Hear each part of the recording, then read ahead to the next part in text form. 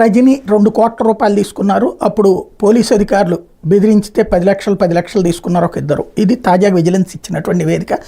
వాళ్ళ మీద కేసు పెట్టమన్నారు, చట్టపరమైన చర్యలు తీసుకోమన్నారు. చర్యలు తీసుకోవడానికి ప్రభుత్వానికి అవకాశం ఉంది, కేసు పెట్టడానికి అవకాశం ఉంది. కానీ ఏం జరుగుతుంది? మొన్ననే హైకోర్టు ఒక పాయింట్ ఆదేశాలు జారీ చేసింది. ఏమని అంటే ఒక వ్యక్తి ఇచ్చిన వాంగ్మూలం ఆధారంగా ఇంకొకళ్ళని అరెస్ట్ చేయడానికి వీల్లేదు, బెయిల్ ఇవ్వద్దనడానికి వీల్లేదు. వాంగ్మూలం అన్నటువంటిది ప్రాతిపదిక కాదు, వాంగ్మూలం తర్వాత దర్యాప్తు జరగాలని. ఇది పెద్దోళ్ళ కేసు కాబట్టి దర్యాప్తు అయిన తర్వాత చేయాలి, లేదా ముందస్తు బెయిల్ తీసుకోవడం లాంటిది జరుగుతుంది ఒకవేళ కేసు నమోదైతే. నెంబర్ 1. నెంబర్ 2, ఇది నైతికమా అనైతికమా? ఖచ్చితంగా అనైతికం. బెదిరించి క్వారీల్లో డబ్బులు వసూలు చేయడం అనైతికం కాబట్టి నైతికం అని చెప్పి ఏదవన్నా చెప్తాడా? లేదు. బట్ ఇప్పుడు ఏమన్నా ఆగుతున్నదా?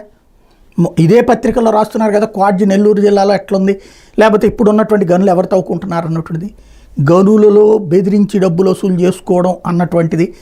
లేదంటే కనుక ఈ చివరికి ప్రతి దాంట్లో డబ్బులు వసూలు చేసుకోవడం ఇప్పుడు ఒక రెగ్యులర్ అయిపోయింది, రొటీన్ అయిపోయింది. ఎవరికి వాళ్ళు ఉపన్యాసాలకు పరిమితం అవుతున్నారు తప్పించి చర్యలు తీసుకుంటున్నటువంటి దాఖలాలు.